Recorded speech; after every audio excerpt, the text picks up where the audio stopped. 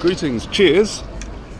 We've got plastic left, unfortunately, so you couldn't hear the clink there, but we're outside the Oystons Bar, Sinclair's Oystons Bar. Oh, sorry, the Oyster Bar in Manchester. It's easy mistake made, isn't it? Easy mistake made. Yes, and that's our venue of choice for today's Wigan Athletic podcast. Yeah, I was going to say PW. Said PWU then. It's become ingrained in my psyche. But it's the day after the big party celebrations at the DW Stadium, which was slightly tarnished by Barnsley's win, but certainly not afterwards. Yeah, it was mental, absolutely mental. I think the players were more like the fans than the fans were. They were more buzzing than us lot. You wouldn't see that at any other club, I don't think, where the chief executive, the chairman, and all the players are in a bar singing songs. Yes, Wigan Athletic, the family club. Play as a club, celebrate as a club. Should we talk about the game? Is it worth talking about the game, really? Is there anything to say? I don't think there is. Grigg was on fire again, and the chances are that Lee Nicholls has worn his last Athletic shirt. He's finished. Do you think that's the end of him? I think so. I think when that third goal went in, I think everyone knew that was it for him. Tell us about the third goal. I didn't get a very good view of it, but from what I could see, the shot took a huge deflection, is that right? Or was there something leading up to it that you saw that I didn't? Well, I was hardly watching the game, I was more focused on the cricket. The cricket? Listening to that. But Lee Nicholls should have made a catch in the lead up to the third goal, and he probably should have saved the shot anyway, which actually resulted in the third goal. The fourth one, I reckon he could have saved that. Yeah. If that was Josie, that's saved. That was Al-Absi, that's saved, you know. Well, there's one good thing about that goal. We've been completely starved of set-piece goals, free kick goals at the DW this season, and that sort of satisfied our hunger, gave us a parting present, if you will, from the DW Stadium this season. The very last goal scored there was, well, a half-decent free kick. I mean, Lee Nicholls, he thought, oh, we'll just let it fly in, because these fans, they want to see the odd free kick. And they want to see Lee Nicholls suffer today. Yeah. That was not good to see. So why wasn't UC playing? I believe, wasn't that the only change from the previous game? I think we've got big problems in the goalkeeping department because O'Donnell's going. I think we can all see that. I think he's already been sold, hasn't he? Oh, is he? Yeah. Was he out on loan? Well, he won't be playing for us again, put it that way. That's true. Yuzi's old, but good. He's going to be staying, I reckon, next season. But other than him, there's no one now because I don't think we can have Lee Nicholls playing in the Championship. He's gone backwards for me. Yeah. The last 2 years. It was that mistake he made against Zulte, which has cost him. It's cost him his Athletic's career, I think. Yeah, well, let's hope we're not saying the same of Jordan Flores, who I'm very surprised didn't get a run out yesterday. Same goes for Tim Chow. At half-time, we took off Yannick Wiltshire and we also took off Donovan Daniels. I'd have thought that's the perfect opportunity for the two young guys to come on, give them a chance. Why not? We saw Caldclough come on. He did all right. He put the ball in the net, didn't he? But he was offside. That was a good goal, that one, too, as well. Yeah, he did battle up front. However, him and Grigg, they got no service in the second half. But you did sense that, this is the last half of the season now. We just want it to be over. Yeah, you could tell in the second half that they had one eye on the after party. Yes, definitely. Who could blame them, though, because they've been buzzing about it all week, and they know we're champions. They know the trophy's there, whatever happens. Well, I have a theory about this, and we don't want to dwell too much on the whole going out and getting sloshed thing, which certainly wasn't the reason we lost yesterday. It was for purely footballing reasons. But I have a theory, a personal theory, that at half-time in the Blackpool game, when we weren't playing very well, Caldwell came into the dressing room at half-time and said, right guys, if we win this game now, I'll allow you to have a night on the tiles around Blackpool, and then you can forget next week. They went to Wigan, not Blackpool, but still. They went to Chorley and Wigan. Did they? Yeah. Oh, right. Okay. All right then. Maybe my theory doesn't hold water. Going back to free kicks, I think we saw a lot of good free kicks in recent years scored at the DW. Obviously, if you go far enough for any ground, a lot of good free kicks are scored. But for us, we've been treated to a lot in a short space of time.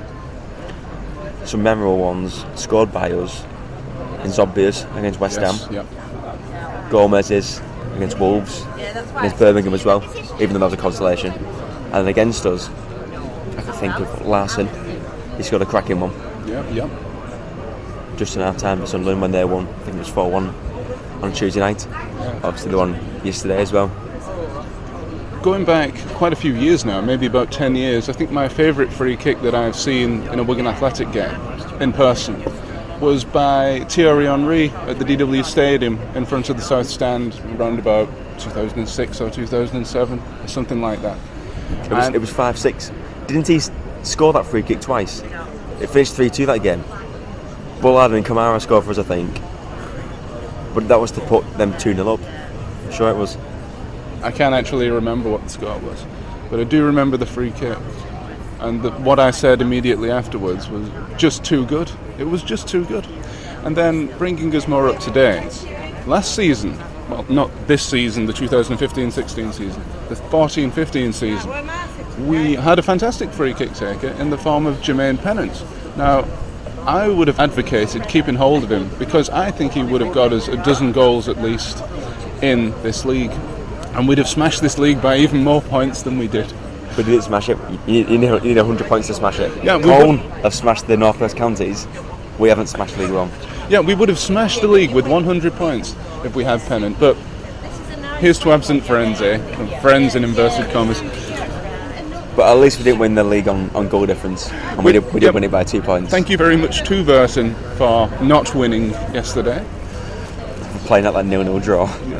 Jeez, I don't know how that happened. They were this close to dropping down into third place and facing that playoff with Barnsley. That would have been a difficult game.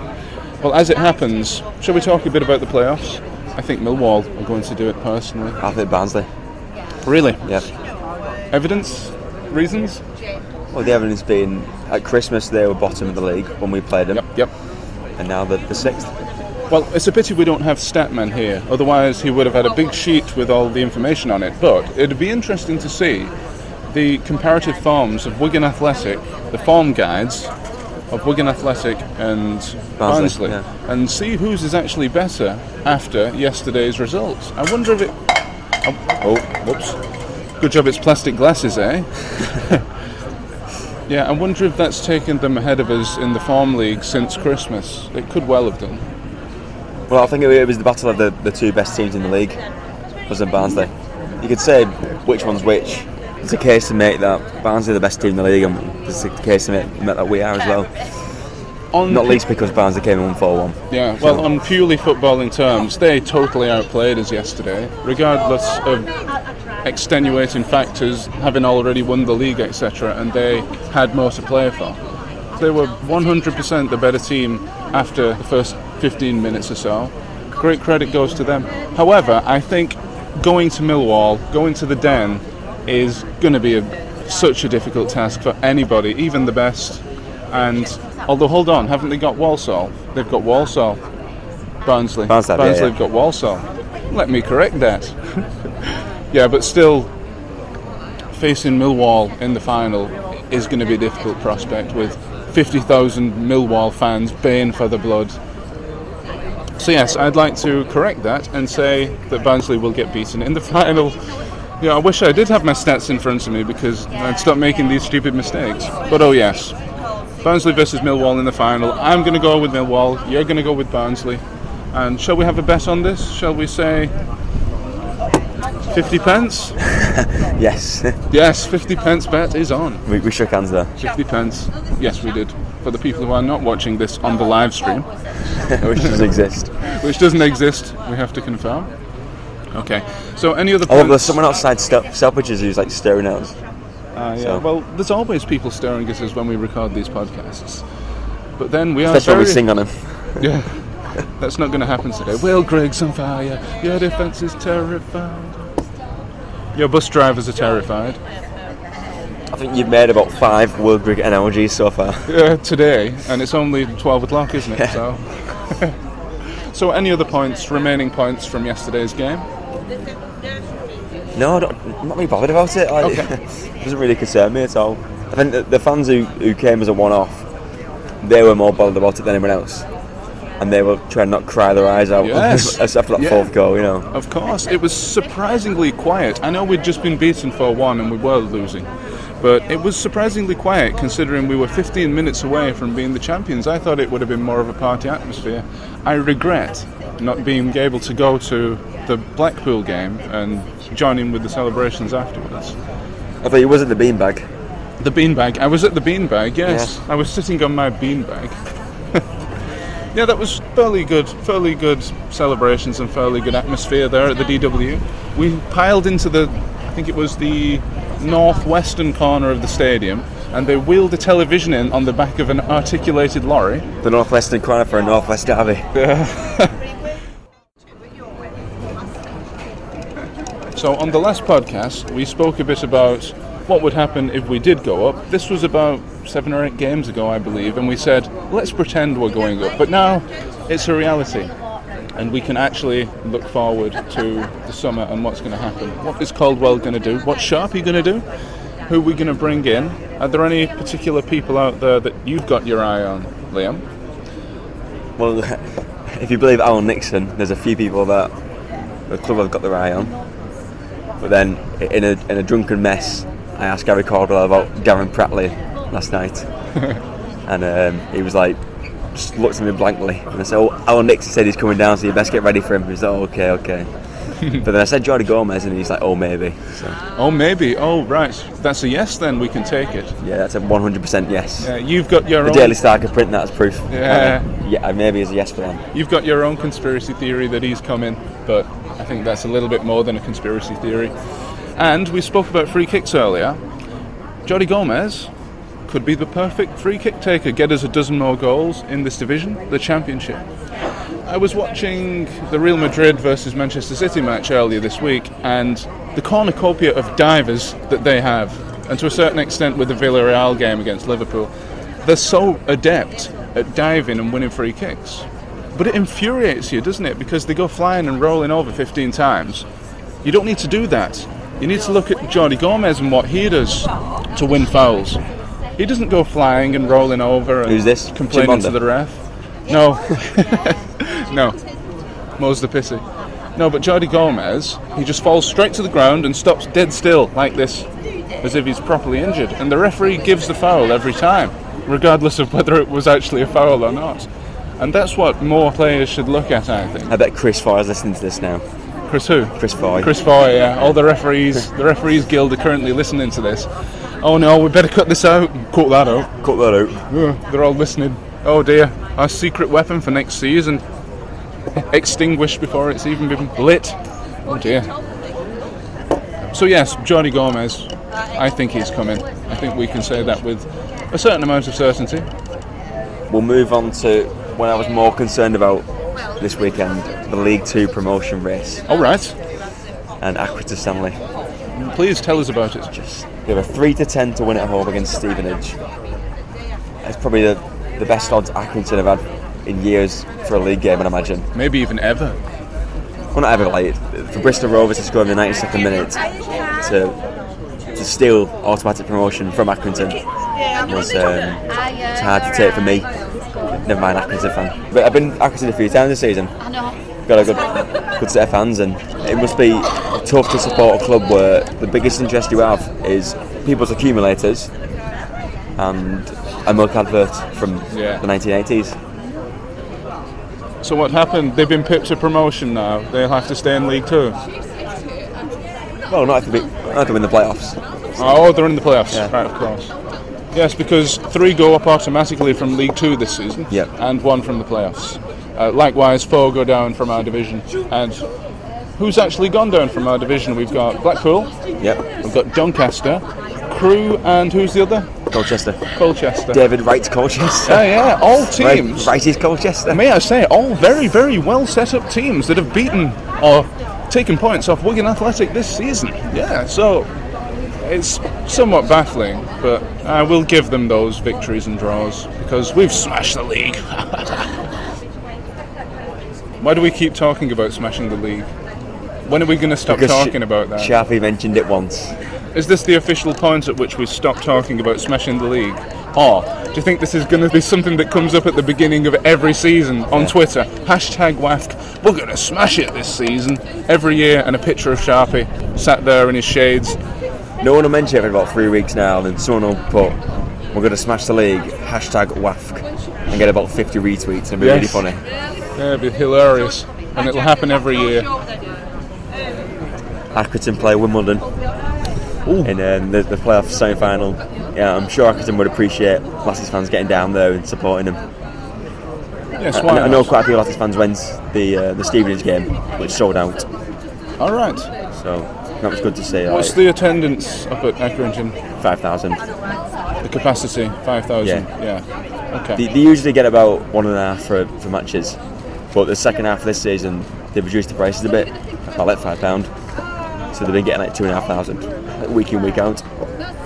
It's not too bad, is it, really? If you look at Burton, what are they? They're on about 4,000 or 5,000 for, well, they're going to be championship next year. Yep. It's amazing to think. Do you think they're going to be made to renovate the ground for the championship? Are there regulations about grounds like there are in the Premier League? They have to be at a certain standard or capacity? Well, the ground grading goes from like G to A, and I think as soon as you're a League 2 club, that's A. So theoretically, you would never have to change your ground from being conference champions or whatever to being a Premier League club, unless you've got terracing. So Burton, like Scunthorpe had to do, and a few other teams in recent years, they'd have to get rid of the terracing within 2 years. So if Burton did the unthinkable and got a third promotion, which I'd like to see them do, they wouldn't have to change it. I think they'd still be allowed to have terracing. I hope so anyway. What happened when Blackpool came up? Didn't they have to make some changes to their ground? And as a result, they had to play a couple of games away instead of at home at the beginning of the season. The infamous battering of us that year. Yeah, well, everyone forgets that it should have been at their place, don't they? Yeah. But the point is, didn't they have to make those renovations in the off-season? Or would they have had the opportunity to do it maybe at the end of that season if the FA allowed them? Or were the regulations different then?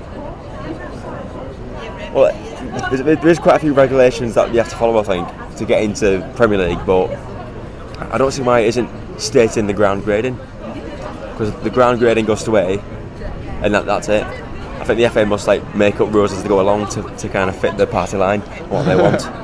Well, that's always the best way to go about things, I find. Wait until a problem comes along, then fix it, because how do you know it's a problem until it happens?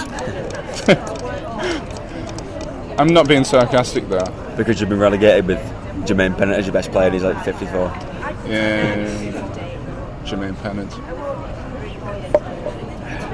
Maybe it's a little bit early to say this, but how do you think we might do in the 2016-17 championship season? We're going to smash it, aren't we? We're going to smash it, obviously. Hashtag WAFC. We're going to smash this league, obviously. I reckon we'll get mid-table.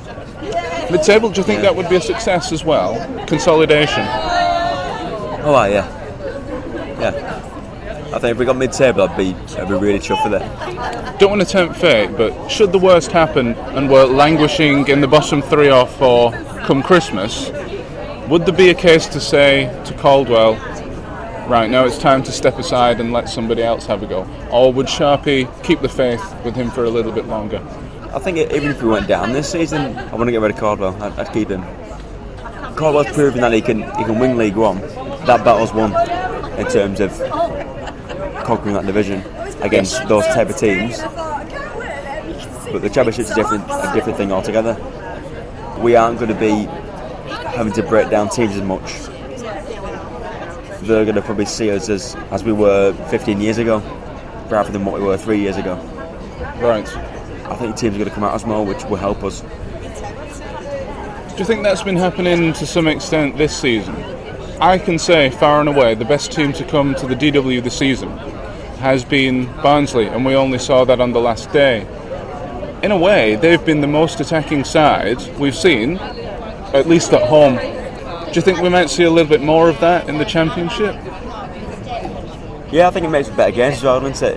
It was obvious that this game was against Barnsley the other day was going to be a cracker. there's always going to be goals. There always is, on the final day of our season. There's always Yes. a few goals at least. Yep. I'm thinking back to that 8-0. glorious. 8-0. Oh jeez. That glorious goal by the legend that is Stevie G, Steve Gahuri. Did he get 2 in that game as well? Moses scored the first one. Oh, did he? Okay. Oh, but it was a memorable goal. I'll always remember it personally. It was only for 2-2 as well in a game against, was it Hull? Yeah. It meant nothing really, in a way. It sent them down though. Well, yes. Well, to Wigan Athletic as a whole, it meant not a lot. But thinking back, it actually did mean a lot, didn't it? Yeah. But it's always nice to end the season with a win, no matter what you finish, and no matter what you have to play for. That's your last memory of the club for a good 2 months. Yeah, but I don't think the fact that we've lost is going to be. I don't think it's going to have us going into summer with a bitter taste in our mouths, thinking, "Oh, we could have won that game. Oh, we haven't smashed this league by 100 points. We're terrible." Even though I think it was good in a way that we lost because we know that we aren't invincible. We can be beaten. But Doncaster won as well. It shows, and Colchester, that the team can give us a scare, and we need to be on top form. Yeah. So next season we aren't going to be beating everyone. We aren't going to be facing teams like Rochdale who come and sit back. Teams are going to be coming at us, and we need to be ready for it. And it'd be naive to think that we could beat everyone 5-0. Next season just because we've won League One. This is a step up, a big step up. And at the start of the season, we all said there's a big difference in the quality of League One football and Championship football, and there is, and there still is. And I think some of our fans have maybe forgot that there is a difference, and that most of our players aren't proving at Championship level; they're proving at League One level or below, if that. And we need to be careful. I think we'll be okay next season, mid-table, but need to be careful. Yeah, I agree with what you said, although I do think we will get a couple of 4-0s and 5-0s next season because, given Will Griggs staying at the club, of course, he's on fire perpetually. I think he might grab us a few goals. Has he played in the Championship before? Like a full season? Hasn't he always been on loan to clubs in League One? And in a way, bottled it all the time? Because, he was with Brentford, wasn't he? They were promoted under Uwe Rosler's mind. I went to MK Dons. They came to us. So he's constantly been in League One. So he's never really had a chance, has he? Well, he's had 2 chances to stay there. Yeah, but he's not been given a full season. And I think he'll have the luxury of that next year, unless something horrible happens and he gets a broken leg or something. God forbid. But yeah, this could be his chance, his breakthrough season. The first half of the season, I thought he was missing loads of chances and he looked like an average League One striker for a lot of the time. But the second half of the season, he's come on a lot and he does look like a Championship quality striker. I think that ties in with the fact that everybody's come along and everybody's started to work well with each other. And the service that Will Griggs getting is fantastic. But you talk about players who have come on collectively. Perkins hasn't. He's been good all season. Yeah. He was a shining light throughout. Against Coventry the first day, I thought most of our team were average at best, except Perkins. I thought he had a great game. Yeah, Perkins has been the consistent one. But he shouldn't be. He should have been, in theory, the one who only performs when the team plays well. Someone who was relegated last season with Blackpool, like Daniels, but they haven't. Daniels has been good all season, I'd say, average at least. Yeah. There's been a couple of games where he's not played fantastic, but on the whole, I'm right back, but he's doing a job there, hasn't he? Oh yeah, he's better than Chow there. Well, yes. Even though Gary Caldwell loves Tim Chow playing at right back for some reason. Maybe we'll see more of that next year. Look forward to that, listeners. I've got a funny feeling that Chow might leave. Where's he going to go? Charlie FC? Accrington. Who are they? I'd say that's a decent shout there. Yeah, you heard it here first. In fact, Tim Chow is listening to this right now and getting on the phone to his agent. Get me down to Accrington, Stanley. Get John Coleman on the phone. What, you're on speaking terms with these agents, are you? You know all the names? Oh, jeez. I wish. Okay, so is there anything else that you'd like to say on the season closing edition of the Wigan Athletic podcast? I was going to say PW again. Yes. No, I just want to go and get my lunch at that BT Sport place. Oh yes, because it's now 12:30 and it's time for us to leave, unfortunately. But apparently the lunch is really bad. My mate's been to one of the events with Halifax Town. They went to London for it, and apparently they only given like snacks, even though it was advertised as like a full lunch. So I brought like a banana and a bottle of water. And oh really? You're prepared, are you? Yeah, got some. Well, I'm hoping it's a 4-course steak dinner because I have nothing. I'm not even wearing clothes. All I'm wearing is a Wigan Athletic hat and running through the streets of Wigan, naked. That guy, oh my god. Oh dear. Let me tell you that one of those two people run down the streets of Wigan naked were once seen on the White Widow and never seen again. Right then. For reasons we will not say. Well, if anybody knows the whereabouts of these gentlemen right now, please report them to your local police station. No, please report them to, not us, but I'm a silly at thisisnotarealaddress.com. And with that, I believe that's it. It's time for us to go and eat our rabbit food. We haven't explained, but myself and Dan are going to some, like, I don't even know what it is. It's like some BT Sport. It's a corporate event, isn't it? Yeah, and I'm wearing shorts and Adidas trainers. The dress code is casual. Is it? You're well overdressed. A smart casual. Well, this is just what I was wearing when I woke up this morning. Like I said, I'm wearing nothing. I'm wearing nothing but a Wigan Athletic hat, of course. Yeah. But yeah, and imagine we'll be out by 3 o'clock. Borders out. This is a fantastic advertisement for BT Sport. I really hope they pay for our train fare though. They said they'd pay for the train fare up to 75 quid. Yeah, but not after this. We're going to have to stagger this podcast. We're going to have to put it out next month after they paid us. Even though I've not paid for it and I've said that Kieran's coming and he's not, so we're going to get an extra 12 quid or something. Brilliant, yes. Got a doggy bag to take home.